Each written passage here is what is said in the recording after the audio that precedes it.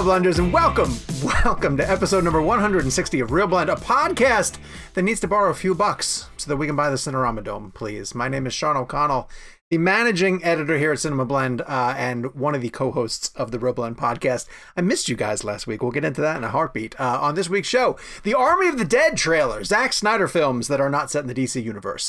In the Earth review, we're going to be talking about a new micro-budget horror film coming from director Ben Wheatley, and we have Ben Wheatley joining the show.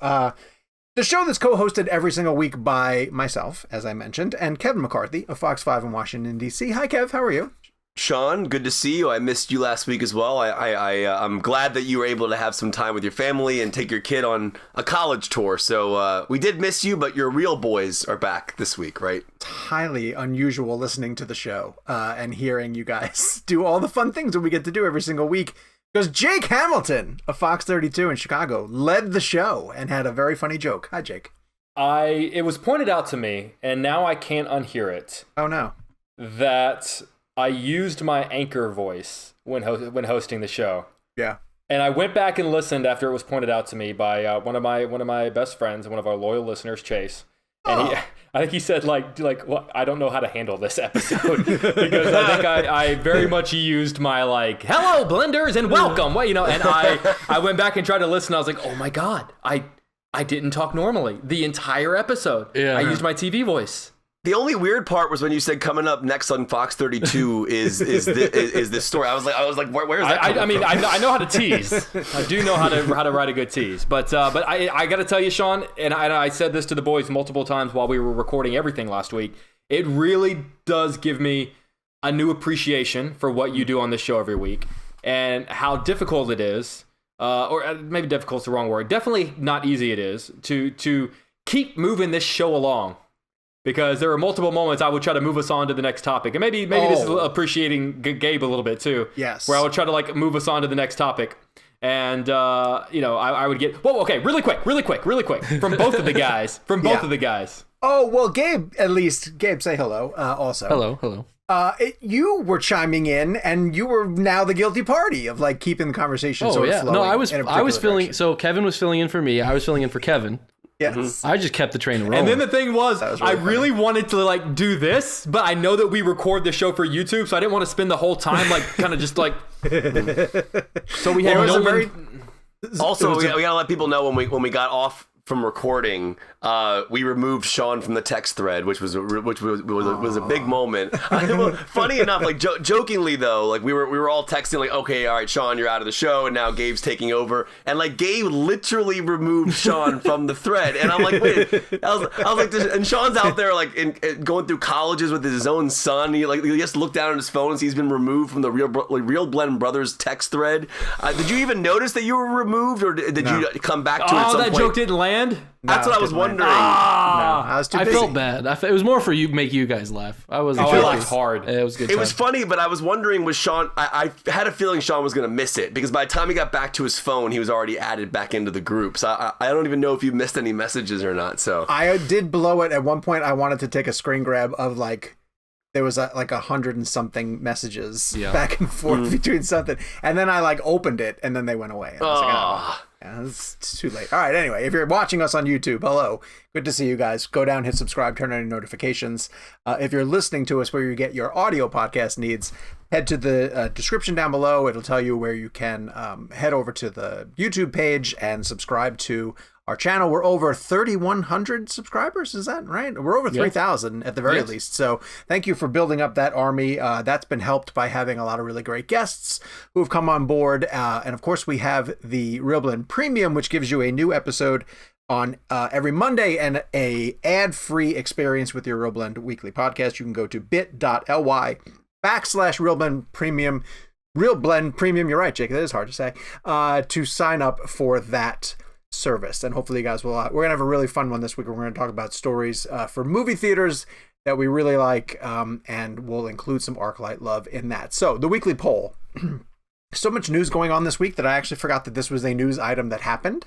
But the weekly poll that we set up is how excited are you for Indiana Jones 5?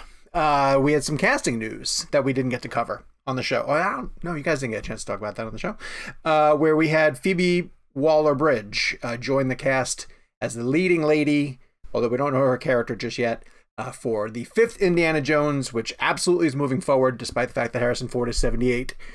We had a conversation about how, well, this was in the text thread, about why Harrison Ford is doing this. And is he really doing it to kind of end on a high note, possibly recognizing that Kingdom of the Crystal Skull was not the film that he wanted it to be?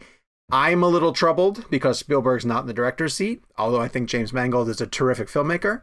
It's going to be unusual to see anyone not named Spielberg directing an Indiana Jones film. Maybe it's the breath of fresh air that everybody, that franchise kind of needs.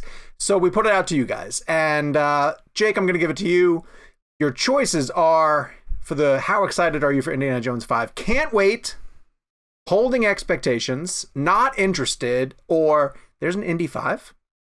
I personally would say can't wait, but Okay. I would say that the majority of people, I'd like to think, are excited but are apprehensive, if only because of the last film. So I would say a majority of people are maybe like holding out expectations. Or You are very correct. 39.6% said holding expectations. A whopping 30.4% said not interested as our second highest grossing one.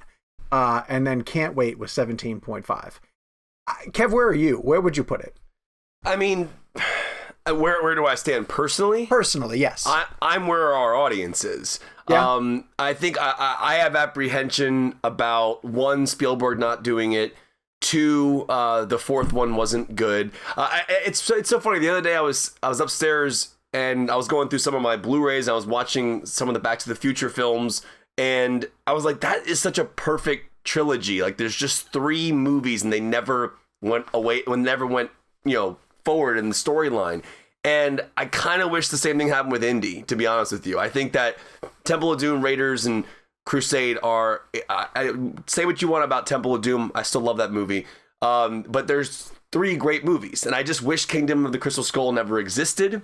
I wish we never saw aliens in that sense. I don't think we need another Indiana Jones. Yeah. Now, that being said, Jake brings up an interesting point about Harrison Ford wanting to do one more time with the character to be able to, kind of give it a good send-off, not have the fourth one be like the last one he did.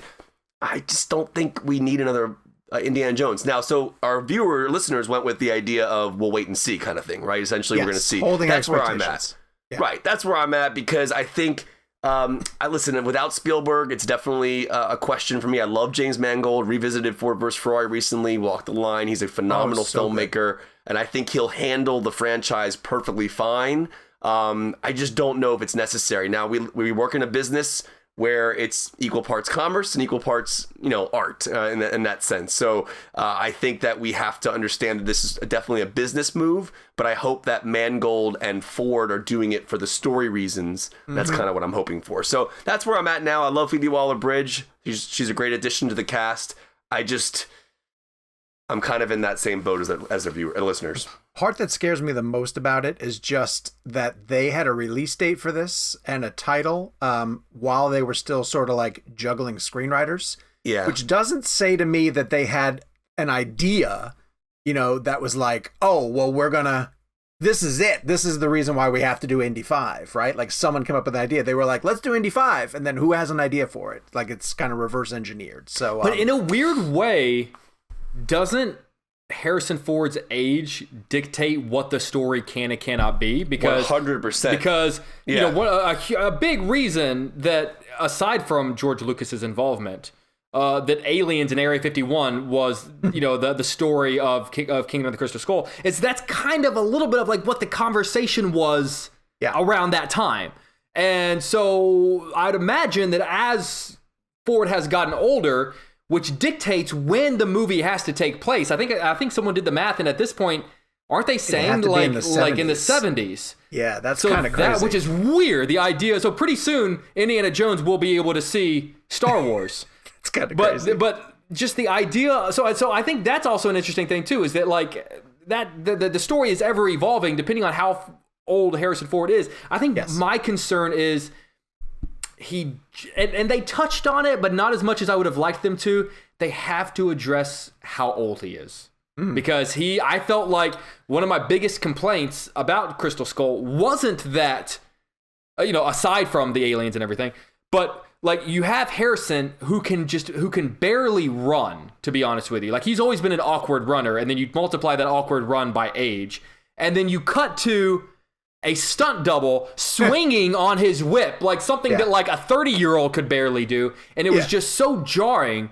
And there were a couple of jokes about his age and stuff like that, but I feel like they really have to straight up just be honest and go like, look, we know he's 80, and that's kind of a part of the story. I just don't know if this is a good idea. I just don't know if I want this. What's the worst that could happen? I mean, it could make a bad movie. Yeah, but at least don't you want to see him one more time and hear that theme? And John Williams is coming back. That is cool. Question that it comes out of nowhere. I have no reason to believe this, but is a fun thing to speculate. How much do you think the pedigree of Logan either is going to influence Mangold's direction or influence the hiring of Mangold for this kind of what I assume would be a sunsetting story? He's going to impale Indy on a tree branch? I don't know, but I just mean like how much do you think? And as like a little girl walks away, she's going to hang the fedora on the cross. You know how producers think. Again, like I said, it's kind of but you know how producers think, and how much were people like, he really put in a finite or a fine point on the end of Wolverine storyline. Okay. We want Mangold to do that for us within Indy. Yeah. I don't know. Maybe he has some really great way to do that. Is Indy going to die in this one? I don't think Disney would let him do it. I mean, they killed Han Solo. I don't think he dies. I think he gets... No, I know. What I hate about it is that he legitimately has a ride off into the sunset scene. Like, you don't script a better ending for a franchise. And then they came back. But maybe it's going to be a franchise where we can all universally agree that the odd number films are great and the even number one suck. But Temple of Doom's amazing, so it doesn't work. You're mispronouncing the word sucks. Incredible. No, Temple of Doom's great. Might be my favorite. Yeah, it's great. I will agree that Temple of Doom is more Kingdom of the Crystal Skull than it is Raiders, but it's still great. The fact that you think that that's the best opening? I think Temple of Doom. I think Nuke Fridge is better than the opening of Temple of Doom. No, the musical. I think the Anything Goes opening from Temple of Doom is horrible. And that's amazing. It's literally in a club named after a Star Wars character, and I do not. It goes Boulder, Young Indy, Nuked Fridge.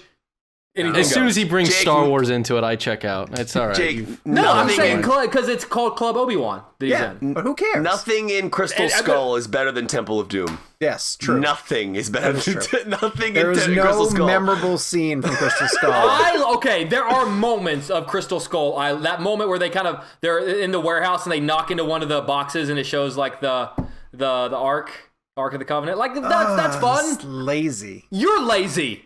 I'm a little strange because, well, you guys know that already, but I'm a little strange in the sense that I think Crusade's the best one. And I've said that before. That's great. And also the chemistry between him and Connery is just right. There's nothing wrong with that. It's kind of the reason why I love Die Hard 3 the most as well, because I like those team ups and those partnerships and and I think we discussed this in our premium episode last week about kind of action movies, buddy cop action movies and things like that. But Temple of Doom, for me, hands down, out of the trilogy, has my favorite opening. And I just love that. I love that movie. Now that we're talking about it and going more and more in discussion, I'm starting to go more towards the other way on this. I'm like, I don't know if we need this movie. I'm a fan of this. I love John Williams, love Mangold, love Ford. I think you can choose. You can choose not interested and know that you're still going to see it. Of course you're going to see it. Yeah. But it doesn't mean that you're you might not even get excited, as it's coming up. I have a question for you guys. And this is a genuine question. I'm not trying to because you guys are Temple of Doom fans. Yes. Why is Temple of Doom a prequel to Raiders? We're called Doomers. Okay. Sorry. Temple of Doomers. Why is Doom a prequel? Why did they decide that that's the direction they wanted to go? Because Temple of Doom takes place before Raiders of the Lost Ark. It does. But I don't know why. I'm curious as to why. I'm sure there's an answer out there. I'm sure it's a quick Google away. Yeah, I don't know. Also, Temple of Doom has some of my favorite action scenes in the franchise. Temple of Doom's great. Yeah, the mine car chase fight at the end is unbelievably great. I will say this, and I know we have to move on, and everyone I think knows this already, but the PG-13 rating was created because of that film, essentially. That was one of the, right, and that heart scene is still brutal. Like, it still holds up. Also, like, I don't like Short Round. I like Short Round. Well, now you're crazy. I like Short You're Round. just crazy.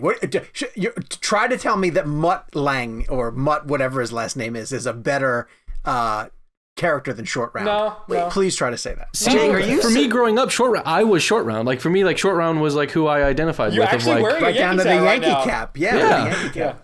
Wait, Jake, are you saying that Crystal Skull is better than Temple of Doom? No. Jesus Stop Christ. It. Throw to the interview, it. please. Let's get out of here. Okay, Let's get out of here before they cancel our show. On this week's episode, we have Jake is seriously thinking about this. director Ben Wheatley, who people know from such amazing films as High Rise, and he'd recently directed the Rebecca remake with Armie Hammer. We did not get into Armie Hammer in this conversation, but we did talk about, this is a micro-budget horror film that I mentioned earlier in the film, in the podcast, that he wrote in 15 days while he was in quarantine, and it's very much reflective of that. You can listen to this without having seen it. We don't get into any kind of spoilers. It's a film that Neon is putting out very soon. Again, it's called In the Earth. And so without further ado, Ben Wheatley on the Real Blend Podcast. How you doing, Ben? I'm good, man. How are you? I'm well, thank you. I appreciate you taking the time to join the Real Blend Podcast. We are thrilled to have you on to talk about this crazy film.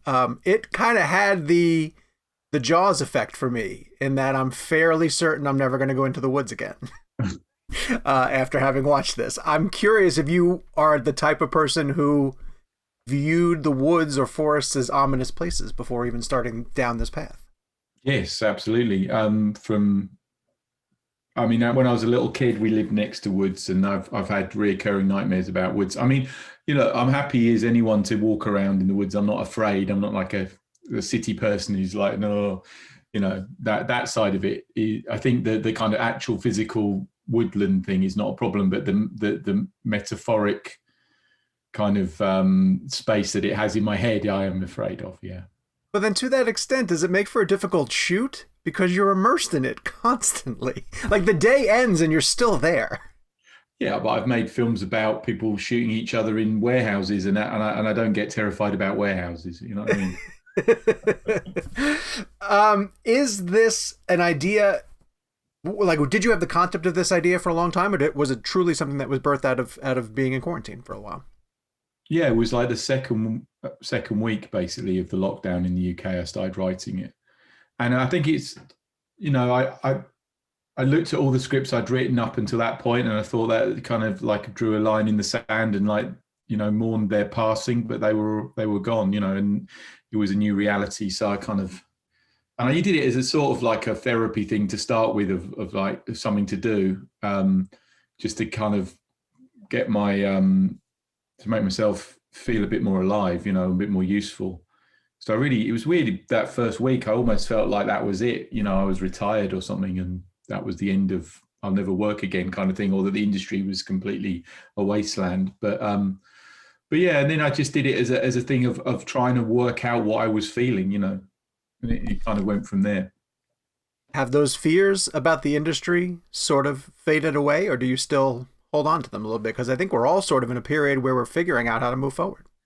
Yeah, well, the industry itself has been in a tailspin since it was invented. It's from crisis to crisis. And yeah. So you always take the end of cinema with a pinch of salt. But yeah, I mean, it's particularly difficult. But then this story is moving very, very quickly, isn't it? It's changing and mutating all the time in terms of what's going to happen. I mean, who knows what will how the cinema audiences will return. They seem to be getting stronger as it goes on in the last couple of weeks, and that's exciting. And and maybe it's like a clean slate for everybody, and they come back with a different set of expectations of what they want to watch, and it's a restart or not, or maybe it's something completely different. I don't know yet. Well, there's a line in the film that sort of hit me where they say, like, we are going to forget what happened, and we're just going to go back to our norms. And I do sort of wonder, like, how close we're going to be getting back to that, and whether we'll be able to just sort of embrace the way things used to be. Yeah, I mean, I think after the Spanish flu, there was 10 years of upheaval, wasn't there, before things kind of settled down. So I think that you just don't know. You just don't know how it's gonna what's gonna happen, really. What was the reaction to the creatives that you pulled in to work with you on this project? Were they all still chomping at the bit and trying to, like, just waiting for the next project to come around? Yeah, well, everyone had been stood down. It'd been 4 months of nothing, and everybody's projects had been cancelled. Everything had stopped. It was an incredible thing like that. But that first week, remember that kind of hearing about that it was going into lockdown on the Friday, and just every future was kind of dimmed and turned off. And so when I got in contact with people about making this, people were, there was almost like concern about, are we going to have we become too enfeebled to actually do the physical work of lumping boxes around and stuff, and doing a proper job that's not painting the kitchen or just looking out the window, Right. And what about some of the cautions of being a story that is not that you're commenting on, either the COVID disease or the idea of quarantine, but like dancing close enough to it that you want to be timely, but you don't want to be dated, kind of thing. How did you wrestle with that? Well, I'd made a film before called Happy New Year, Colin Bursted, which was very time sensitive, but in a way all the other movies have been as well. Kill List certainly was, and it was about that moment and the economic crash at the time, and so I think that my instinct is always to make stuff that's in the moment. I mean, it's a particularly heavy moment at the moment, but it wasn't an unusual thing. Over the last 3 or 4 years, I've made films that in between the kind of larger budget things, which are a bit more nimble and about what was going on at the time. So it wasn't that odd. I mean, and also it's not specifically about COVID, so it doesn't have that thing of kind of piggybacking onto COVID in a way, but it's more, I always thought about it as just something that's set now, that it's just contemporary. Mm-hmm. I made the mistake of trying to eat while watching the film. I realized about an hour in that was a mistake. I would like for you to, if you could, just talk a little bit about some of the prosthetic work that goes into Joel Fry, your leading man. His foot goes through the ringer. Let's just put it that way, because I want to protect some of the secrets. But you do some extremely credible, what I will call backyard surgery. Let's say. Yeah, I mean I think it's like the 4th or 5th film I've worked with Dan Martin, who's the prosthetics designer on this film, and he also did Possessor more recently, and Color Out of Space as well. He worked on that as well. So he's an amazing technician and an artist, and I'd forgotten how much I enjoyed prosthetic work, and just to see people on set just going, "Oh my God," and the uncanny valleyness of it all, of just seeing these things, they look absolutely real, these things. I mean, absolutely real. And then you touch it and you go, oh, maybe it's not, but you find it very difficult. Your brain, there's a total dissonance between your brain and your eyes, when you see the effects work. What about for your actor, though? What kind of situation does it put him in? Well, I mean, as a technical role for Joel Fry, the performance of pain is really hard, because you've got to look at the range of pain across a film. You don't want to peak too early with your pain. It's like, and all these things, it's like so easy to write on the plastic piano, you're kind of going like this and you write this stuff, and then someone's got to interpret it. And I was just, that was just an incredible joy watching him work it out, and I find that I have a real problem on set, which is like a kind of weird empathy thing of, like, you see people who are like have injuries on them or are acting like they're in pain, and you kind of naturally go, oh God, oh maybe we shouldn't carry on, and and it's like, so you have to kind of, or you end up doing less takes than you'd want to because you're worried that they're hurt or something. So there's a weird line there, but then I guess that's because it's working, Yes, absolutely. And you're trying to get the best out of him from what he needs for that part of the story. So yeah. There's a lot of trust, actually, too, that he has to put into new characters that he meets along the way. And I found that to be something that sort of kept the audience off guard. Can you talk about your decisions about how to parcel off? There's a lot of mysteries being told in the story, and the audience is frequently questioning, what we're seeing and what we can trust. Can you talk a bit about how you decided over the course of the story to sort of parcel out what was going to be coming next?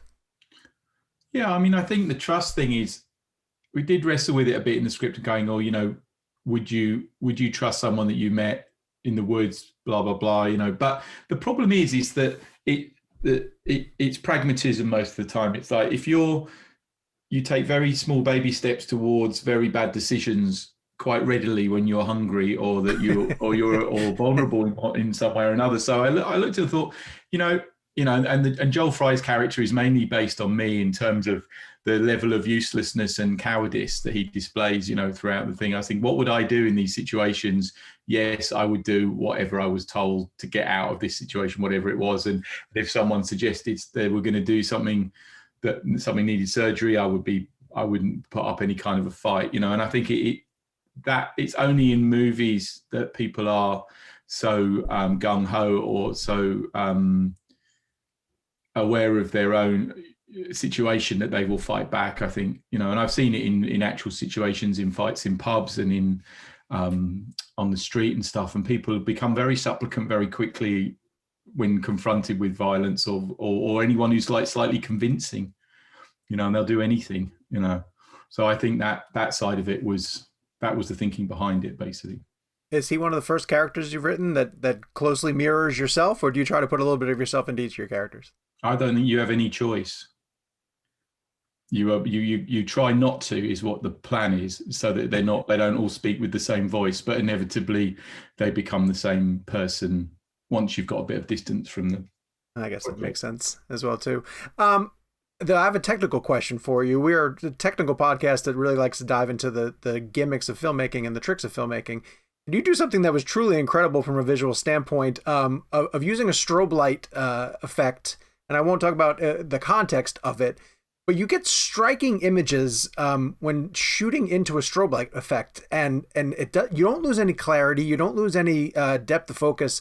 I'm really truly curious, like, how that works. How are you able to shoot into strobe light and not have it distort the image that you're trying to capture? I don't know. I mean, a strobe light itself is a photographic tool for fashion photography, isn't it? Kind of. So, and concerts, but mainly it comes from like the strobe lights all being connected together and then used to fire instantaneously when you take a photograph, instead of having to completely fill your studio with light. So, that you set the exposure to somewhere that's close to what the strobe light is, and then everything else is slightly darker. So that's the way you can control them. But I mean, we did things inside the editing where sometimes in long sequences, there's flash frames of images on every cut. So that join the whole sequence together, which you don't necessarily notice on first viewing. And then we started finding that if you put like a frame of sound next to a frame of flash frame, then you could immediately see it. But you could have one frame that had a noise on it and then one that didn't right next to it, and you wouldn't see the second frame. Really? So you might see it on multiple viewings depending on how your eyes were blinking. And you probably see it more in the cinema than you would see it on your home system or on your laptop or whatever. So yeah, there was a lot of that went on, but mainly the strobes were involved in it because I wanted to make, and the same thing with the music is that I wanted the sound and the light to be embedded into the script of into the story of the film rather than being an effect. So Dr. Wendell uses strobe lights to communicate with the plants, which justifies them being in the film, So then all of a sudden you can have them everywhere, and then then that becomes an aesthetic, Oh, it really was. I think coming out of one of the strobe light sequences too is when a character uses a flare, and I thought that the visual of the flare, the light that it cast, and the smoke caught in it was so vibrant and beautiful at that point. It was a really truly beautiful shot. Yeah, they're incredible, those flares. They're so bright. I mean, we use them on Rebecca. We use them to light stuff, like whole houses up with flares, and they're I don't know, they're £10 each or something like that, and they last for ages. So they're an instant kind of, and they come in lots of colours as well. It's great. Yeah, it's awesome. A lot of people are going to be looking at a film like this as we try to figure out our way through on-set protocols, and trying to figure out the right way to shoot things and changing the way the films are shot. I think you talked about when you said that you threw away some scripts or that you lamented their passing. Is it because you've written stuff that it's just going to be too difficult to shoot moving forward, or? No, I think it's more to do with like a general shift in society of having gone through lockdown, and I think everyone's different, everyone's changed, and I think that the stories of all the ideas from before all feel a bit dated, and everything needed to be refreshed. For my own work, I don't know, I can't speak for anybody else, but you're right in some ways. I mean, you couldn't. The film that we shot at the budget that we shot it, we couldn't have shot an indoor, like an intimate piece of 4 people or 5 people in rooms, because of it was crazy expensive to do that at that point. You have to have these kind of on-set fogging machines and antiseptic fog that cleans all the surfaces, and everything would have to be washed all the time. Whereas if you make a film that's outdoors, then the transmission rate is virtually zero. So you can, even though we all wore masks during it and observe very strict protocol across the whole thing, but you're much safer outside than you would be indoors. I don't know if that's the same now, but when we made the film, it was that. Well, I'm curious. I'm going to shift then to this point because I think I'm under the impression that you're about to go into a really big budget franchise. Are you still directing the Meg 2? Are you prepping that? Yeah. Is that getting, do you have to get closer to the way things used to be done, or are you sort of adapting to the new normal as you take on a big franchise like that? I don't know. I mean, I think that obviously everything changes month by month. So it could be very different. It could be like nothing, or it could be everything. I don't know yet. So, but to go back to In the Earth, the actual wearing of masks and the following of protocol wasn't that bad in the end. It was we shot as fast as we would normally shoot. It didn't impede on production in any way. It was just a bit more, that we ended up spending quite a lot of money on PPE. But apart from that, it didn't seem to really affect how the film was made, which I was really relieved about, because we did a test day and it was a bit like, the masks were a bit much and it was all a bit claustrophobic. But when we shot the film, like that second day in, didn't make any difference. It was fine. I hope that continues to be the case for both yourself and a ton of other artists that move forward. I hope that you can bring prosthetics to the Meg. That's the only thing I ask. Please bring more prosthetics work and really, really gory, gritty stuff to that. I want to drill down on the concept of Parnag Feg. Where did it come from? And specifically, who did that sketch for you? There's a terrific sketch that almost like illustrates the legacy of Parnag Feg. Where did that come from? Well, the drawing it's like a print, but it's by Richard Wells, and I'd come across him because he did a poster for A Field in England, one of the films we made a few years ago, and we saw it online and loved it, and Andy Stark, the producer, and I contacted Richard and said, can we make make some of these and give them out and stuff, and he was like, yeah. So that was the beginning of our relationship with him. And then basically when I was writing this, I thought, well, this post, it has to be done by him really. So I contacted him again, and he was like, oh my god, yeah. But he does, he works in props anyway, so and does graphic design for cinema, so he knew the score. But Parnag Feg itself is made up, thoroughly made up by me, and within the context of the movie, it's kind of, how made up is it in terms of like the world of folkloric tales is up for grabs, and that's the thing I've found, like over looking into this stuff, is like sometimes things that look like they're really old aren't that old, or they're like Victorian or something like that, or they're 1850s or something, or even the 70s, and I think that kind of shifting sands of that, it kind of feels like history, but it isn't history, was interesting. And it's like, and the Zack character is he's pushing this story, but how true is the story? You don't really know, but then in the base of all stories, there's a seed of truth. And so how, the spirit of the woods thing may be like a big gussied up version of people interacting with what really is there. Was that the kernel of the seed of the story? Was it the folk tale, or what? Like, I'm curious, like, where a character like Zack comes in the development of the story. Do you start with something that builds off of the fable, and then you're like, oh, well, then I need a human element to bring in? Where does someone like Zack come in? I can't remember. I think it was like the whole thing seemed to kind of come in one piece, and it was a journey. It's their journey into the wood, into the center of the story. And like the demarcation, was it AU 357 or whatever that she says, the beginning is the actual folkloric reference number for the study of stories based around Hansel and Gretel. So their story is the Hansel and Gretel story. They kind of dropped into the woods, and then they end up and Zack is basically kind of the gingerbread house woman, or the kind of a poisoner who will kill children and all this kind of stuff. So it's like the whole journey of it was like going through different types of horror, through different types of science fiction. So you have this kind of maniac in the woods story, and you also, which is like a Texas Chainsaw Massacre story in a way, and then you have body horror, but then you end up in a kind of more 70s science fiction world of like a Tom Baker Doctor Who world, or a kind of Quatermassy world, and so that was, and I don't know, it was like a journey through my kind of my interest in horror, really. No, it's quite a ride. It's absolutely quite a ride. And to that end, and I'll get you out of here on this one. As your career progresses, I've watched you take on bigger projects and take on more high profile projects. And I think that's truly thrilling, but I love that you just went back to your roots and told this sort of stripped down story because it was interesting to you. Is that something that's going to be really important to you? Or you're always going to try to keep a foot in, every once in a while, I'm going to come back and just tell a stripped down basic story to keep your skills sharp? Yeah, for sure. And it's, I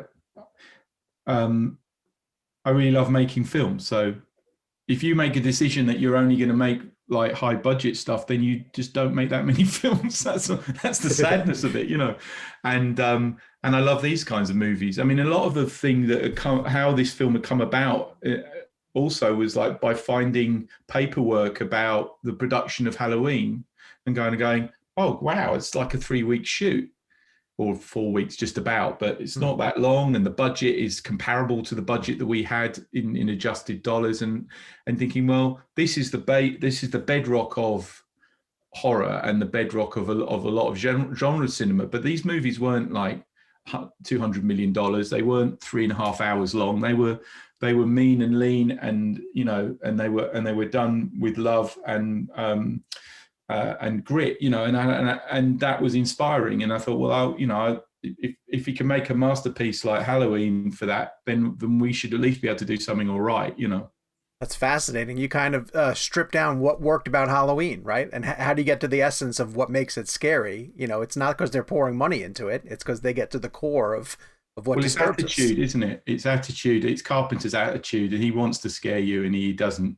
He's not going to hold your hand, and he's going to, and I think that comes through, and it comes through in all these movies in a way. Oh yeah, for sure. Yeah. Thank you, Ben. I really appreciate your time. Have a great day. Thank you. Thank you very much to Neon for giving us time with Ben Wheatley. His movie is coming out into select theaters this Friday, and we will get into a review of it later in the show. Let's get to talking points. A lot of trailers for things that are coming down the pipeline soon. We're going to start with Zack Snyder's Army of the Dead. This is Zack's return to the zombie genre, although it's not connected in any way to his Dawn of the Dead that he released. I think that was his first film. Was Dawn of the Dead Zack Snyder's first film? I think that's correct. It was definitely his first major feature, because that was 2004, I believe that was, and that was actually the first time. I mean, Snyder got on my radar. Yeah. Because I was apprehensive walking into Dawn of the Dead because clearly Dawn of the Dead is an iconic horror film that we all know, and George Romero is a genius. And I remember leaving Dawn of the Dead going, I think that was a better film than what Romero did. And again, it wouldn't exist without Romero. So You can't really, it's a hard thing to say, but to be honest with you, I think it might have been the first time I ever heard Snyder's name. I don't know, Gabe, did you look it up? It was his first feature film. Okay. He did some video shorts. Did he DP it? Did he DP Dawn of the Dead? Let me take a look. Well, he DPs this. No, he did not. This was the first feature he's and this is the first movie he shoots on digital, too. It's for Netflix, but it's going to come to theaters in May, 1 week before it goes to the streaming service. I am of the mindset that zombie movies in general are tired. I don't really... I'm open to seeing a new zombie movie for sure, but I think that they need some more of a gimmick beyond just it's a zombie movie. And Zack absolutely has an amazing gimmick here, and he's cut an incredible trailer. It's a casino heist film set in the middle of a zombie apocalypse or a zombie breakout that has been contained to Las Vegas. I thought it looked amazing. Jakey, what did you think of it? I thought that was one of the most well-edited trailers I've seen in a long time. I mean, Snyder is always known for his great song choice. Beautiful song choice for the trailer. Yeah. And just when it really kicks in and just for me, it's a sign of a good trailer when throughout the day I'll just kind of be sitting there going, I'm going to watch it again. And I've watched it. Now, granted, I don't think I watch them as often as Kevin McCarthy watches them. But I've watched it 3 times already, and it's just a great blend. It just looks fun. It just looks like the editing to that particular song, and then just the action looks like a blast. And it's just there are some movies, and I think to a certain degree maybe this was like you with Godzilla vs. Kong, Sean, where it's just the plot is just so ridiculous where you just go just screw it. I'm in. I'm so in. It's Ocean's, and it's got such a great elevator pitch. It's Ocean's 11, with zombies. Cool. I'm in. Done. Sold. Yeah. I also love that Dave Bautista is his main actor, but it honestly looks like a true ensemble. Everyone in it, all the characters that get introduced look like they have something really cool and unique and different about them. The guy Matthias, whose last name I'm not quite sure what it is, he's playing a safecracker. Apparently Zack loved him so much that he created another movie, like a prequel movie that explains who this guy is and what sets him up for this film. Kev, you're a huge Snyder fan. Where does this sort of fall on your radar in terms of your anticipation? Incredible. I mean, it's so funny because you expect it to be good because it's Snyder, and then you watch it and it's like, oh my God, that was incredible. The trailer, like Jake was saying, the editing is unreal. And there's that shot of Batista walking over the tables as he's firing. It was awesome. I read something, and I don't want to derail this, but one of the actors in the movie shot post-production, and then they digitally put her into the movie. Did you hear about this? Well, they had to replace Chris D'Elia. Chris D'Elia was a supporting actor in it. What's the story? Yeah, he got wrapped up in a scandal. I don't know his full scandal, but it was pretty... I forget the details of it, but it was pretty bad, and Zack had to remove him. And so I think it's Tig Notaro who's in. Yeah. Or was Tig Notaro in the movie beforehand? I forget. No, that sounds right, Sean. Okay. Yeah. Then yes, then she reshot his parts, and she's composited into the shots, basically. So. That is honestly, I could not tell. No. Yeah, I didn't know that. But there were just a handful of shots of her in the trailer, but. Although this is a director who we talked to who said, I shot this in my driveway. In my driveway, right. So he clearly has the technical skills to pull stuff like this off. I will say, though, Tig, though, I mean, she is featured pretty prominently in the trailer. I remember seeing her face show up a few times. And then I read a tweet today that she did not shoot in normal production and was added in post. And that's why I was questioning. I'm like, wait a second.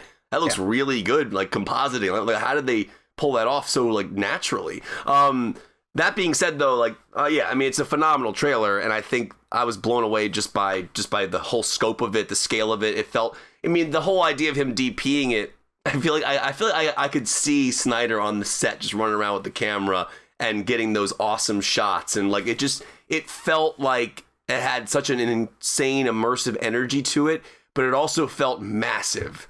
There is a scale and scope of this thing that is gigantic, and I was, as the trailer continued to play out and I was more immersed into the world, I'm very interested in his digital choice. And I was wondering if that was more of just him playing around with trying to get shots more immersive. I guess it might, if you watch yeah, go ahead. My first thought is, I'm sure it's several reasons. I'm sure you don't do something for one reason, But because he was also shooting it, speed probably was a big factor of being able to just pick up a camera and shoot, being able to just redo a take and not having to wait for things because he has to run both departments essentially. I would imagine that was a big factor of just the speed and the convenience of digital, especially on something smaller. Sean, I wonder if what did you see on the set? Netflix.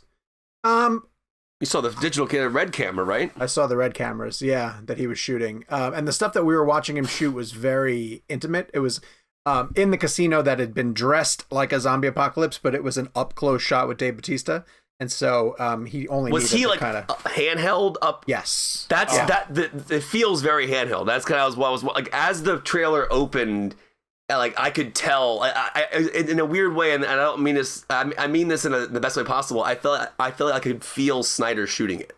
Yeah, and I know that might be like a suspension of disbelief thing, or you shouldn't be taken out of the world. To me, it's part of it. Like Snyder is such a visual storyteller that I'm just kind of watching him paint his I feel that way. Painting, like when I watch like a Scorsese film, like if I watch Casino or Goodfellas, like to me, like I feel like Scorsese's basically holding the camera. Right. Scorsese should have put a zombie into Casino. That would have been interesting. I would have He put several of them in The Irishman. Oh man! And that's why we didn't get Scorsese on the show. The shot that we were watching him do was Bautista and someone else. I forget who it was. I think it's the girl who plays the wolf is her character.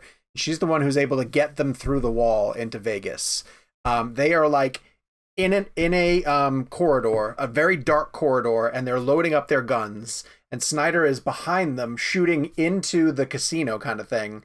And they are completely shadowed, and you would just see he kept sending zombie extras running through the casino floor. So you just see them in the background that they are just like crisscrossing. Zombie extras are running through the casino as these guys are talking about how they're going to get to the other side of the room and kind of like arming up. So Snyder was literally like right next to Bautista, in the dark shadow shooting, and then they have to like come out of the shadow and sort of turn. And we watched them do that like 27 times. Did you forgive me if you posted this already, but I know it's common practice to like get sort of a cool posed photo on set. Did you get one from that set? Clay Enos shot a picture of us at a card table. Yes, and the card table has skeletons laying on it, and we got to like hold cards and pretend that we were playing at the casino. Oh, I love that. But Lord knows if I'll ever see it. I don't know if I'm ever going to see it. I was just talking to one of the other guys who was on the set today, and he was like, "Have you heard anything about an embargo?" And I'm like, I honestly think that they forgot we went. This was like October of 2019. And normally you'd hear from the studio at this point, they'd have a coordinated thing, but it was Netflix, and Netflix produces so many things that I think they probably forgot that they sent us there. So, by the way, Tig Notaro is actually trending on Twitter right now. Really? As we're talking about her. Yeah, like she, like if you go to Twitter, people are like, people are just like going crazy about her in the movie. Netflix put a tweet out of her like looking awesome, and then fans are just like saying they can't wait to see it because of her. So maybe that was a really interesting thing to think about. The person who was not in the original production is the actor who's trending on Twitter right now. That's pretty cool. I will say before we move on. In our interview with Snyder, he mentions that the nightmare sequence at the end of his cut of Justice League, he says it feels more Army of the Dead. He was kind of in that mode, and I think he said he was using that camera or that lens. Mm-hmm. And if you take this trailer and take the nightmare sequence and watch them back to back, you can 100% see what he's talking about with the way it's focused, kind of the way it's all framed, and how close he is to everybody. There's a shot of a zombie in this trailer and then of the Joker in the nightmare sequence where they like walk into or lean into the focus, which I don't know if anyone cares about that. I love kind of seeing that. Like if you look at, the rest of Justice League where he was a few years ago versus kind of the vibe that he's in now, it's kind of cool to see. And there's a name for that. There's a name for that camera because I saw somebody use it on social, and I forget what it's called. Didn't Snyder tell us that he shot that Justice League scene digitally? Yeah, I think he was using the lenses and everything from Army. Yeah. Well, because he couldn't get the lens from Abrams, for God's sakes. No one wouldn't go get that Star Wars lens from him. Guys, I have a question for you. Are we getting Snyder back? Yes, I think we're definitely going to get Snyder. Wait, do you actually think we're getting Snyder back? Yeah, I absolutely do. I think so. I think he's going to be thrilled to go around and do Army press because I think he's going to do a lot more Army press than he has Justice League press. Oh yeah, 100%. I think he's going to be super psyched to talk about this. So, didn't he say in our interview that he'd come back for Army of the Dead? Yes, he did say that. Now, of course, they all say that, but Tarantino is someone who actually lived up to it. So we're going to get to Tarantino a little bit when we talk about the ArcLight. Let's get to the Fast 9 trailer. Jake, you did not see the Fast 9 trailer. Is that correct?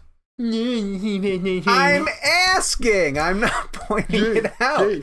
So Kevin and I can talk about this. And this is going to screen after, or it's going to air after we are under embargo, and we can now talk about it.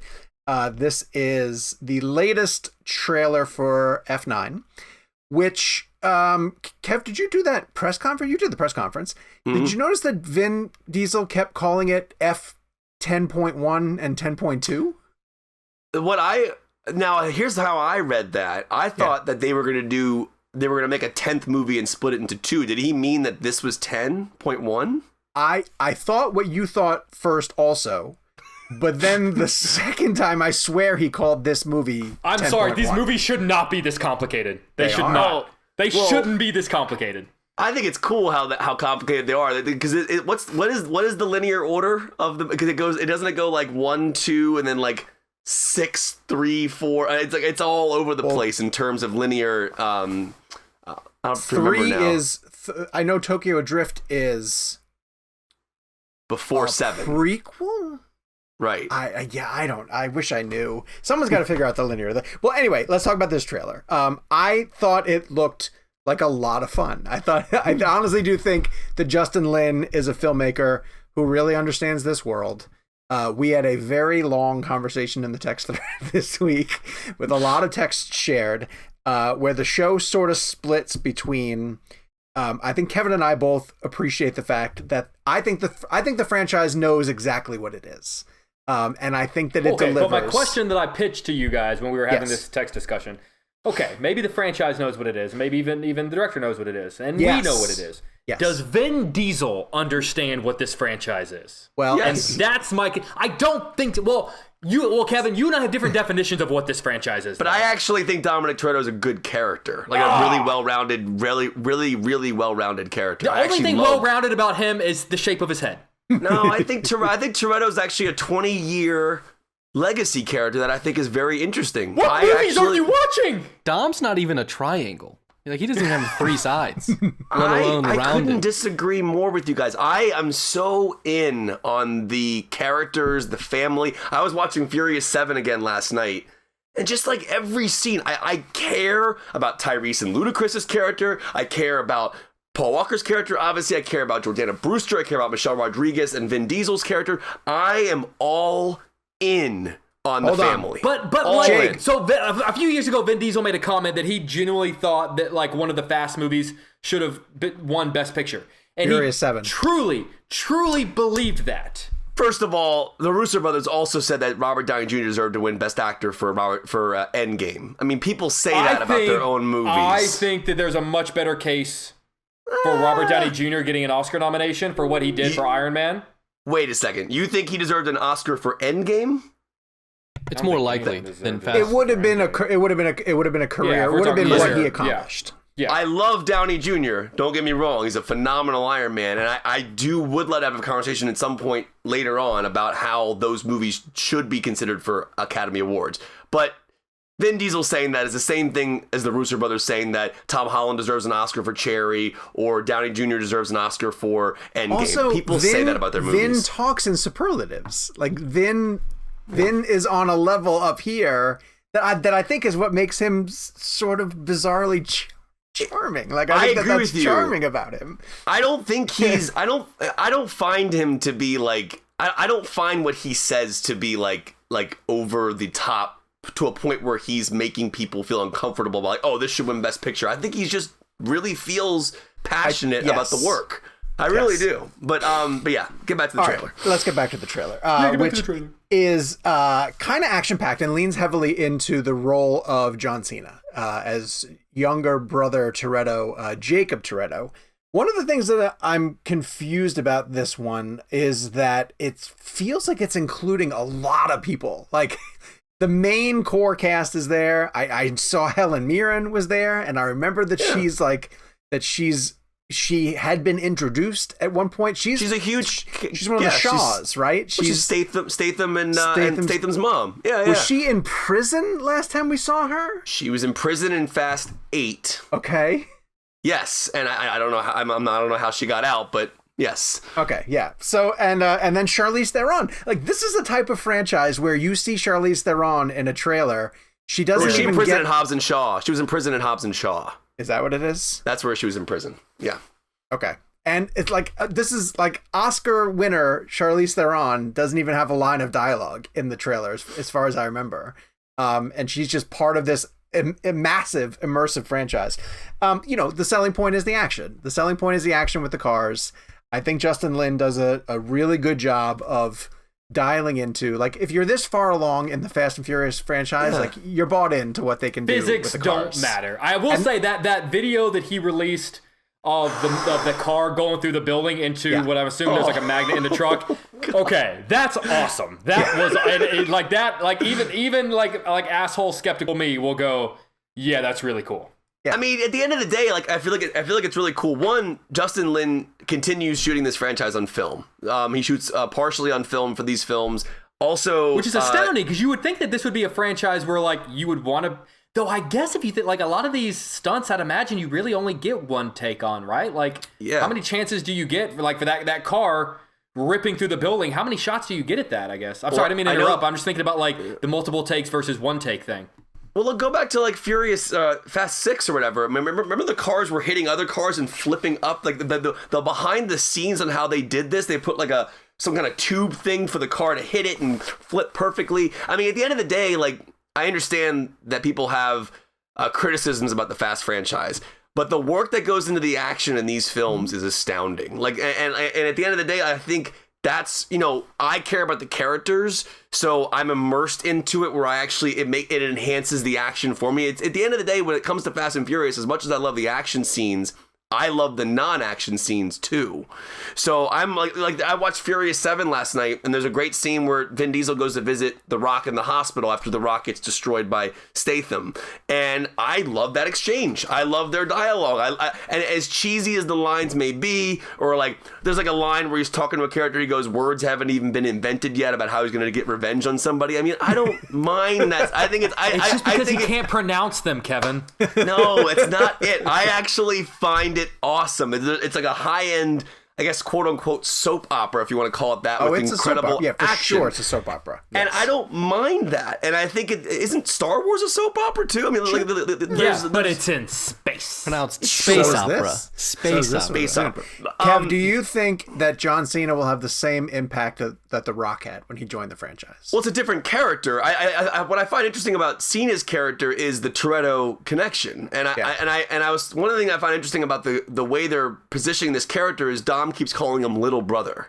Yeah. I have a feeling there's a bigger story there than just this is simply Dominic Toretto's brother. I think there's going to be a whole explanation for it as to why we haven't heard about this character for a long time, because they have to play into that, right? Like we're 20 years into the franchise. Why haven't we heard about this guy? Something that I also forgot too when I was writing up the trailer story. Jordana Brewster is Dom's sister, so it's his. Of course. It's her brother too. You don't remember the tuna sandwich scene from the first movie? It's incredible. Totally forgot. Dude, totally forgot. I could quote the first movie anyways, but I know we'll move on. I'm very excited about this movie. I wish The Rock was in it because I think that he really kind of elevated the franchise. I Fast 5 and Furious 7 are my two favorites, and then 1 obviously. But there are scenes in this franchise that are some of my favorite action scenes of all time. And that shot that Jake's referring to, people go to Justin Lin's Twitter. It was an 8-month prep. Yeah. It took them 4 days to shoot it or something, and they destroyed 3 cars just to get a 4-second shot. It's really cool. It's a really cool shot. It's dedication. I mean, and I think at the end of the day, you have to appreciate the filmmaking. Also, sure. Justin Lin, I'll mention one more thing. I think this is really cool. When I was in college, I studied that movie Better Luck Tomorrow, which I think we've all seen on here, right? Better Luck Tomorrow. Gabe, have you seen it? No? It's Justin Lin's breakout movie. So I don't know if people know this. This is probably more common known than I think. But the actor who plays Han, is that Sung Kang? Sung Kang, yeah.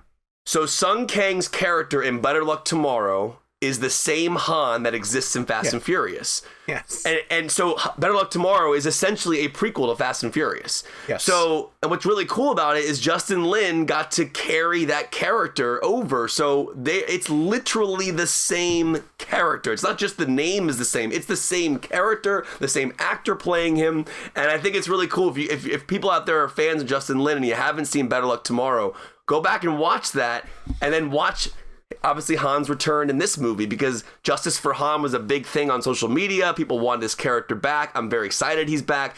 And anybody who's like, okay, he died and now he's coming back, Michelle Rodriguez's character did the same thing, and I loved her return. So you're right. Tokyo Drift takes place after 6, doesn't it? I think it's after 6, before 7.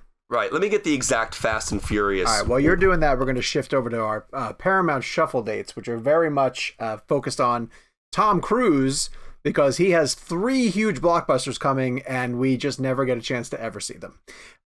Top Gun moved from July 2nd to November 19th. And we'll get to Mission Impossible in a second, but I want to point that one out first, because I think listen, it's not a huge mistake. Like, people are going to go see it whenever they go see it.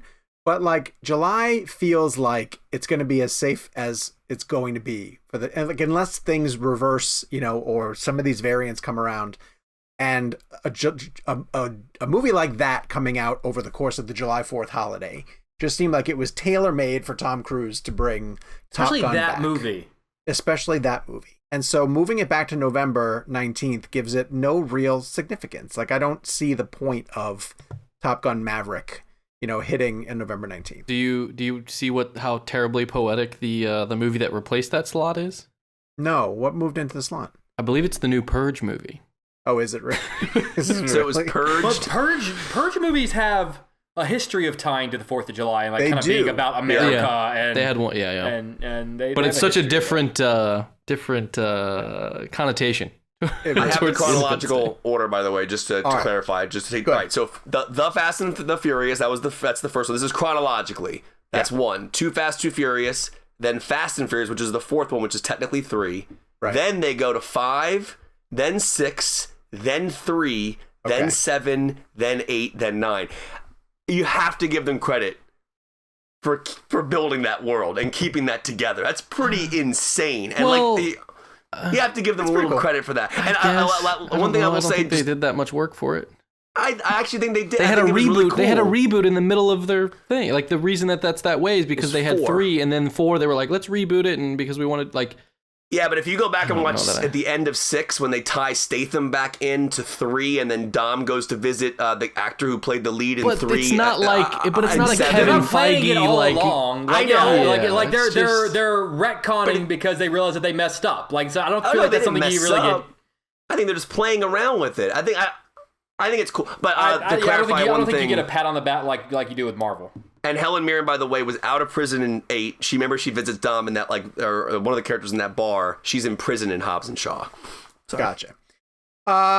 Anybody else agree that Top Gun should have stayed? July date? Well, because that would have been great because we're kind of already back in a world where Godzilla's opening big at the box office, and people are showing they're willing to, and it's only going to get, in theory, hopefully, fingers crossed, as people get vaccinated, it's only going to get better. This was the one delay that made me scratch my head. It didn't make any sense, because we especially when they delayed it, which last week I think was when that came out. Because you're right, Jake. It's like Godzilla vs. Kong is on its way to $500 million, whatever it's going to make. It's already well over 300, almost close to 400 million worldwide, crushed in the United States, even with an HBO Max option. Yeah, people have the option. Amazing. You would think that by July, especially with how many Americans have been vaccinated by this point, that we would be in a space where a movie like Top Gun, even if it doesn't play in full 100% capacity theaters, it could still open over 3,000 theaters, probably close to 4,000, and maybe do them 50% each, whatever it is. I'm trying to understand why Tom Cruise would move out of the summer. It doesn't make any sense to me, because I feel like we're at a time where it's almost like Top Gun could be that movie for everybody, right? It only had 1 week. It was only that's what I wonder. Without the Black Widow shuffle? Week? Black Widow moved to July 9th. Oh, then that makes sense. Oh, wait, so do you think Black Widow opens July 9th? Yeah. Black Widow. You think Widow forced the Top Gun move? I think that would make a little bit of sense. Yeah. Yes. I think that would make a little sense. That they didn't want to move forward. Because Fast is right there. Now they're wedged between F9 and Black Widow. Oh. So F9's June 25th, so that gets 2 weeks. Yep. That makes sense, because that's the thing. I think this is the underrated topic of conversation that we haven't really dived into as much, is the shuffle and how it messed up all the IMAX releases. Yeah. Because these IMAX releases, they get very specific windows. And isn't that kind of what happened with Godzilla? They moved Mortal Kombat so they could give Godzilla more time in IMAX. Back a week. Mortal Kombat went back 1 week. Right. So I think one of the things I'm really interested in, it has to be this has to be the answer as to why Top Gun moved. Because Top Gun deserves a 2 or 3 week IMAX run for sure. I mean, I'm so excited for that movie. And in a weird way, I feel like Tom Cruise would be like, we only have a week in IMAX? Yeah, we got to move this thing. We barely, because if you said Fast and Furious is June 25th, then Top Gun would have been July 9th, July 2nd. And also I don't know if this would at all be a part of it, but I think we all sort of heard some rumblings about like potential press opportunities that were going to be happening around Top Gun, even potentially even this summer. And a Tom Cruise movie does not come out without Tom Cruise kind of going balls to the wall when it comes to press and sort of what he did, not just doing press, but like really go. I mean, the last time we all spoke to him was in the shadow of the Eiffel Tower in Paris. And how much of it do you think is, this is a guy who is now famous for being Mr. COVID protocol, and you can't turn around and then hold this big, giant, splashy premiere like we all kind of heard was going to be happening. Is there any chance that a part of it was like, hey, let's push it back so we can really do what we want to do in terms of the promotional angle of it? Here's what I hope they do. It just makes sense to come out in July, though. It just makes sense. Oh, no, I agree with you. I hope that they make you guys try to ask him questions while doing barrel rolls in like an F-16. That would actually just puking, trying to say, so Mr. Cruz. Done it, man. Prepped. Rode the Thunderbirds. Yeah, true, you have. All right, so by pushing this back, for all the reasons that we just sort of brought up, this also affects Tom Cruise's other franchise, which is Mission Impossible. And so now MI7 goes from November 19th, which now has the Top Gun date, all the way back to May 26th, 2022. It is Memorial Day of 2022. And then brace for it, kids. Mission Impossible 8, which I believe this is a 2-part story. Yeah. Oh, God, it's going to leave off on such a cool cliffhanger. Is going to go from... So you're going to get MI7 on May 26th, 2022. You're going to get MI8 on July 7th, 2023. I'm so excited! You're excited? I'm sad to hear that. Oh no, I'm just excited. I'm just excited that this. I get jacked over that franchise, man. I get freaking jacked. I know that series is tremendous. I'm glad that McQuarrie is doing it. Yes, and he's a big part of the reason why I am jacked about it. Sure. That for you is what Fast and Furious is for Kevin. Like you, but I also you can love understand. Okay, I love Mission That's Impossible. That's interesting. Though. Yeah, that's okay. You know what? That's actually a really good comparison because the Mission Impossible films have gotten. I don't want to use the word more ridiculous, but like have gotten a little bit more crazy, and that's a really interesting. And I give it a lot of passes.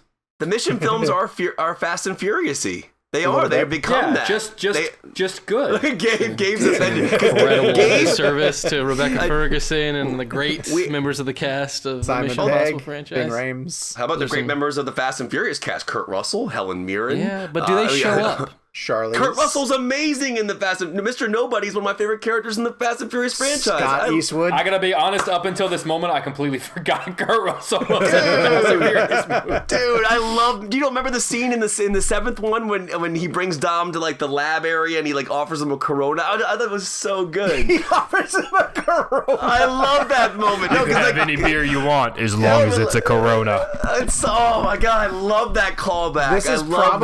This is probably too easy. But Kevin, can you name what are the characters played by Ludacris and Tyrese?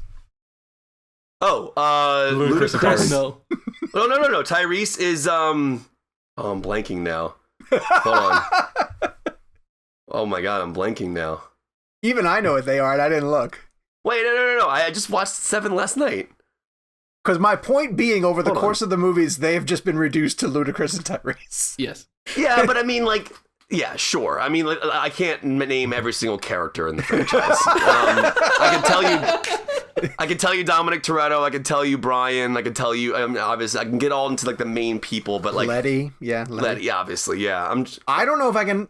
Well, I guess it's Hobbs, but to be fair, I have trouble remembering all of your names, so I can't, you can't really knock me because I couldn't name a lot of Mission Impossible characters' names. What is Rebecca Ferguson's character's name in Mission Impossible?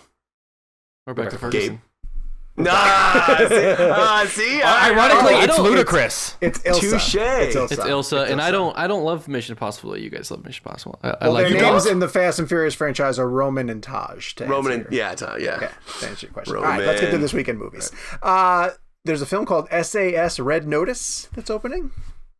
Anyone seen it? Nope. Yeah, Jake's like, yep, there is. There's a Sebastian Stan romantic comedy called Monday. Is this the one with his butt? Did you guys see this yesterday? No, I know. There's a reason why I said that. So yesterday, put it on Instagram, didn't he? I think the review should just end there. It's the one with his butt. It was so. In my defense, it was a huge trending topic yesterday. So Sebastian Stan has a very niche audience, and he tweeted out. It's massive. It's massive. It's massive. It's a niche, large audience. Is what I mean. Oh my god! If you mention him on social media, it blows up.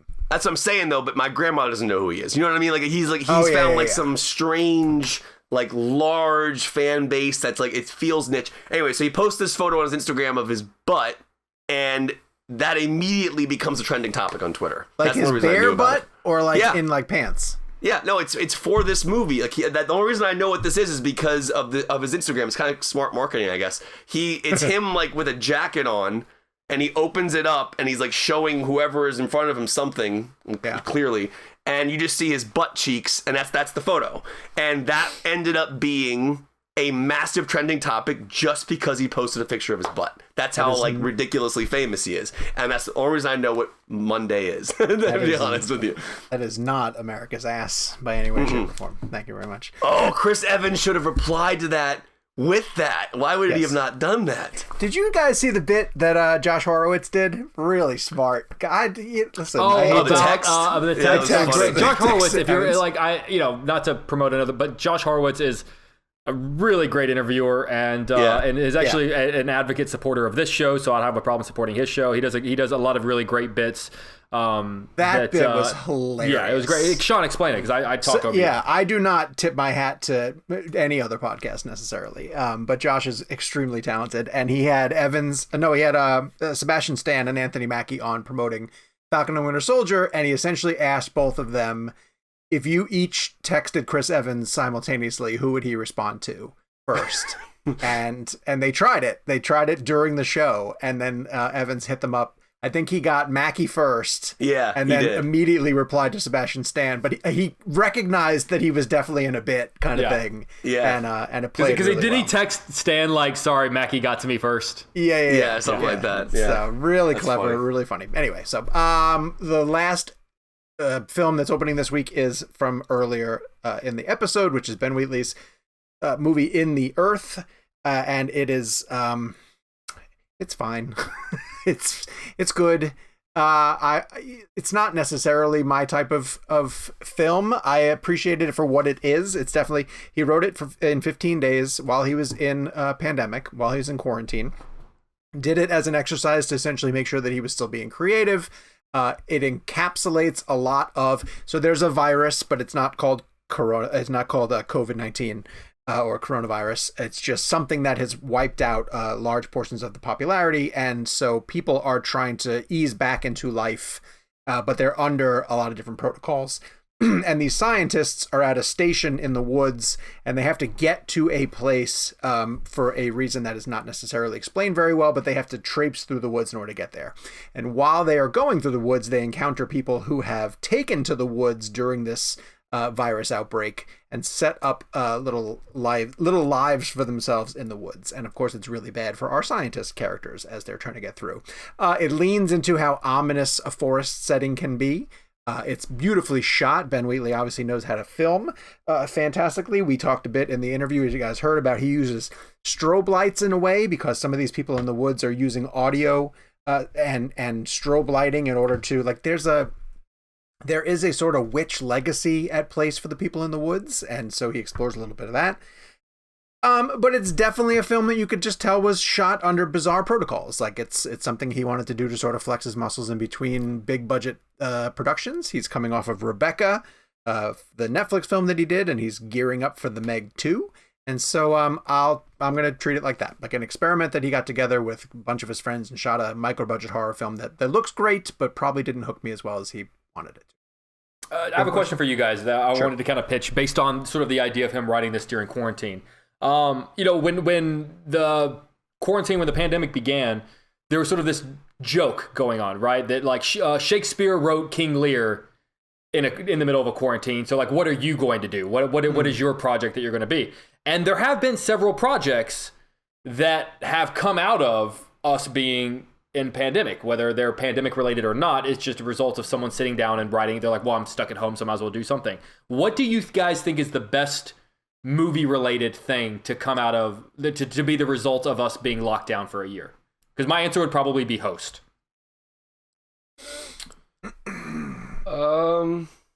I don't know that I have a ton to compare to. There was the Anne Hathaway movie. Yeah, Lockdown. That was fine. I'm trying to think of. Yeah, probably. I mean, I'm trying to think of. I don't know any other. I'm having a hard time thinking about other ones. Malcolm and Marie was actually probably the best. Yeah, that's a great answer too. Malcolm Marie's another one. I don't know.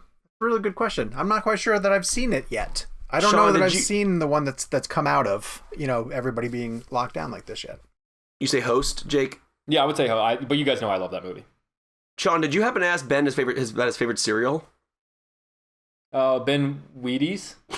Yeah, I was gonna say Wheatley's. I so rarely get them, so it's always a great source of pride for me when That's a good one. That's a good one.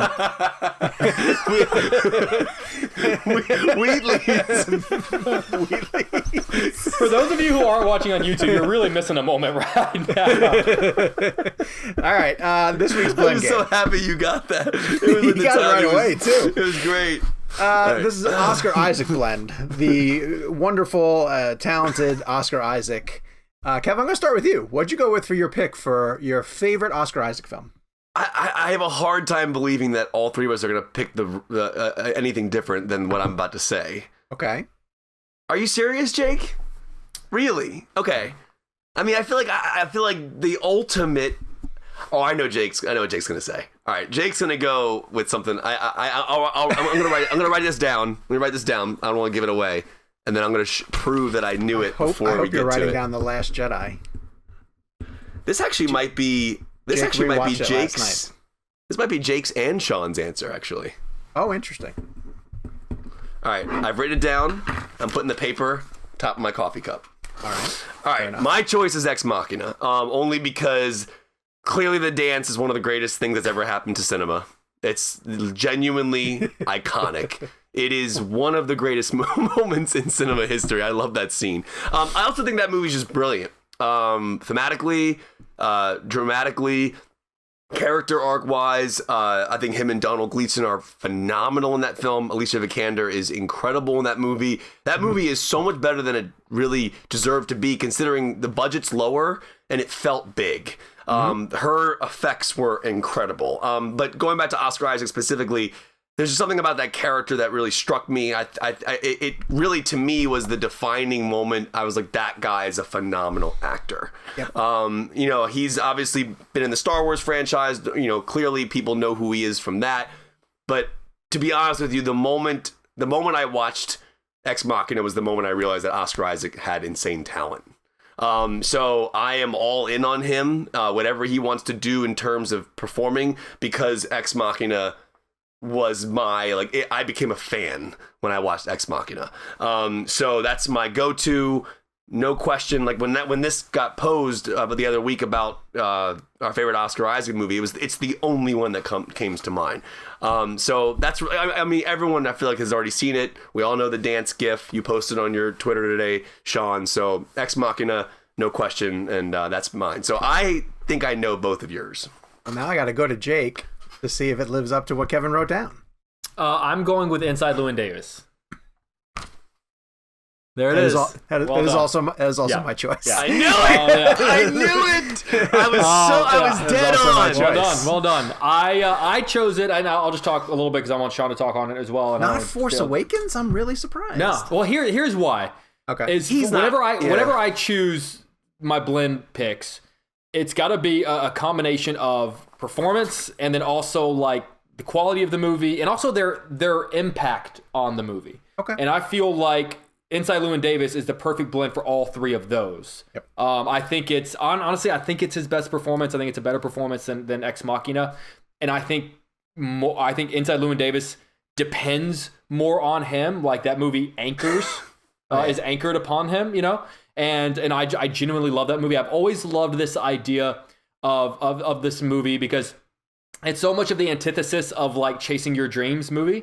Because so much of like the Chasing Your Dreams movies are like if you work hard enough and you struggle and you fight, you'll get there and you'll succeed. And what I always loved about this Coen Brothers movie is like sometimes you don't. Like not there are a lot of people that want it really bad. And a lot of people that scrape and fight and struggle and do everything you're supposed to do, everything the movies tell you to do, and then sometimes you just don't make it.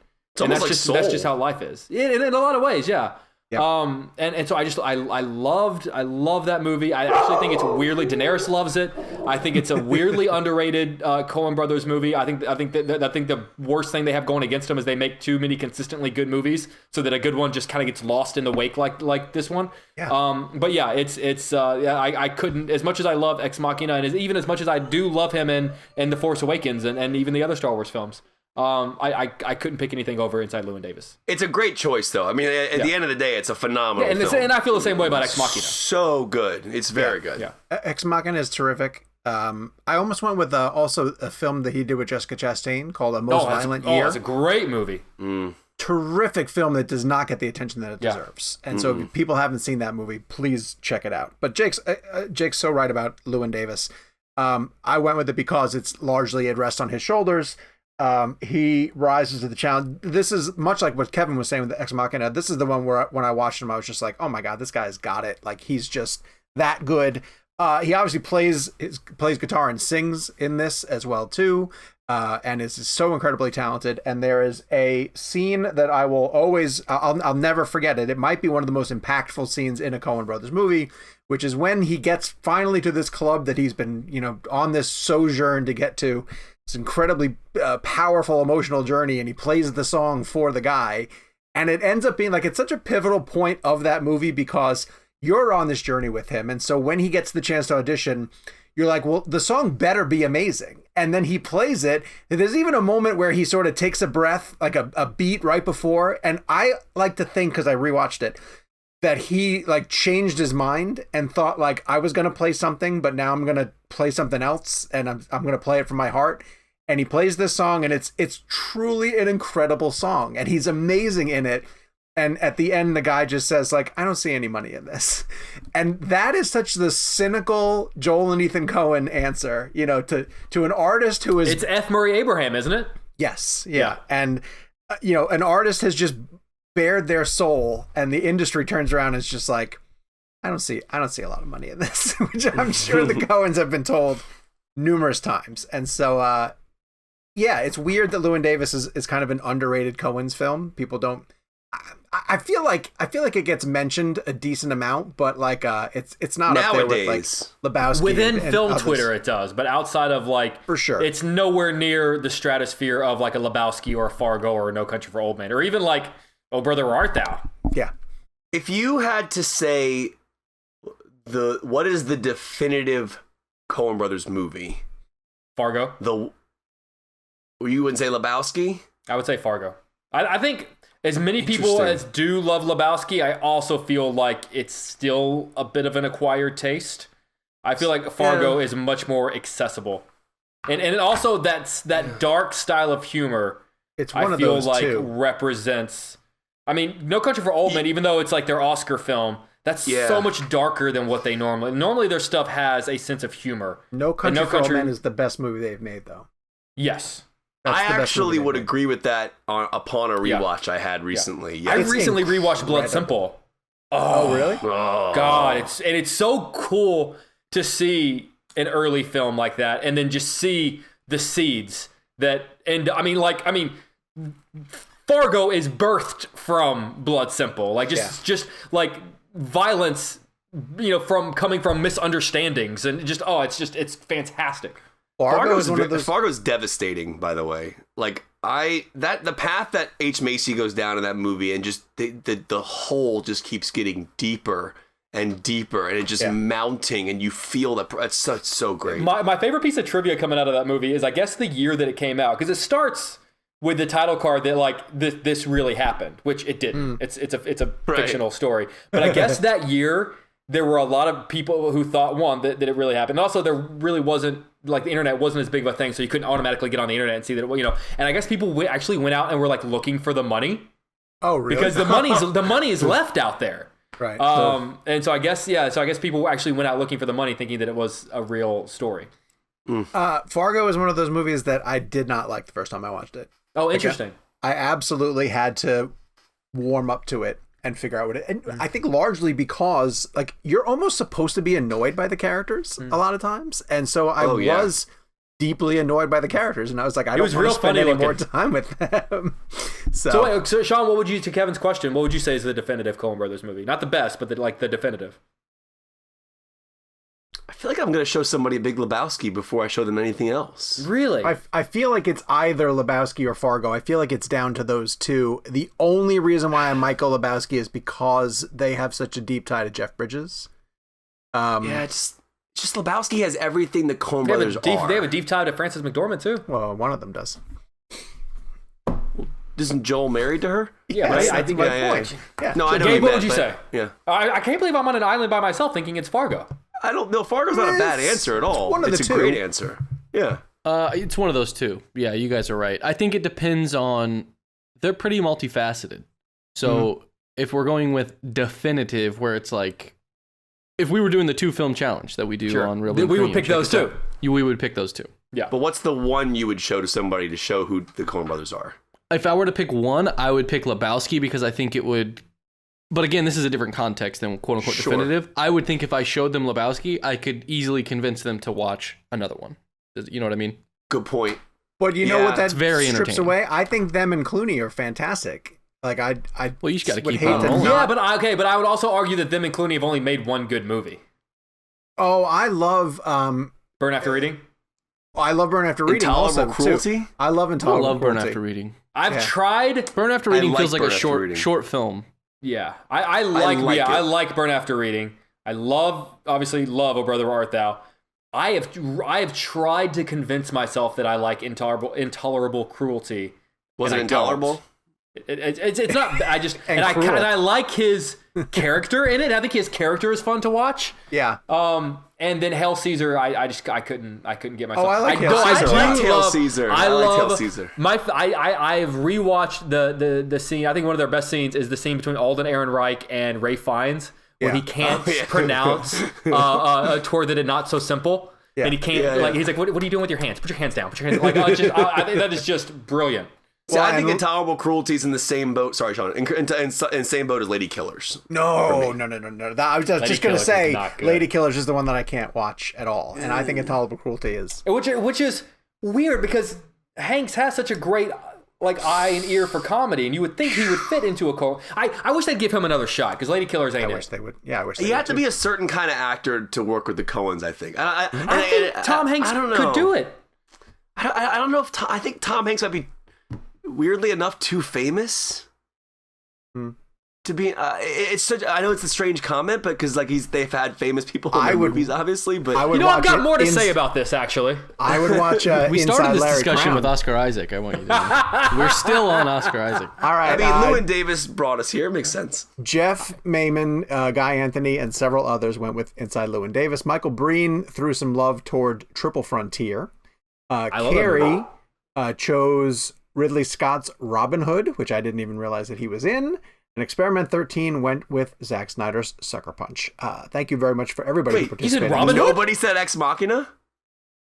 Oh, I'm sorry. Wait. Yeah, hold on. I got that. Hold on. I was like, Kevin McCarthy did. Someone named Zen Jake said Ex Machina. Well, thank you, Zen Jake. I appreciate that. There you go. I'm actually surprised I'm the only one. For next week, someone who I swore we did, but apparently we have not done before. Hashtag Michael Giacchino blend. Good luck to you guys choosing your favorite Michael Giacchino blend. We have done him before. No, you've just interviewed him on the show before. We did interview him on the show, yes. Gabe, can I ask your favorite your favorite Oscar Isaac movie? I would like to know your favorite Oscar Isaac. Oh, I didn't look into this. I'm gonna miss one. I want to say, wow. You know, he doesn't count for Annihilation. Why don't you look? No, he does not. No. If any of the other two guys were to say Annihilation, I'd be like, really? I revisited Annihilation. It's better than I remembered. It's fantastic. He Natalie Portman's husband? Yes. Yeah. He comes back and he's all messed up. But he's fantastic. Oh, right. I would probably say Ex Machina. I love that movie. Yeah. Clearly, I love Alex Garland. So for next week, Michael Giacchino blend. You can use social media or you can email us at realblend@cinemablend.com. Drop us a review there as well too. No review this week, but you can go to Apple Podcasts if you want to leave us a review of the show, positive or negative. We will promise to read it here on the show. It helps us grow out the Real Blend army, obviously, and keep people listening to the show. Make sure you share with a movie loving friend or family member and tell them about Real Blend, because we have a whole backlog of episodes that they can listen to, a whole catalog of things you can get into, as well as a back catalog of Real Blend premium episodes. Our next one is going to be special movie theaters that we have visited, and I think we're going to share a couple of ArcLight stories as well too, based on the fact that might not be coming back, but we'll see. I like this topic. Sign up for the Real Blend premium at going to bit.ly/realblend premium, and we'll be back next week with a full-on new episode. Until then, follow Jake at Jake's Takes, follow Kevin at Kevin McCarthy TV, give me a follow at Sean_O'Connell, and Gabe Kovach is at Gabe Kovach, right? Yeah, perfect. And at Real Blend. See you next week. Bye, guys. Hubie.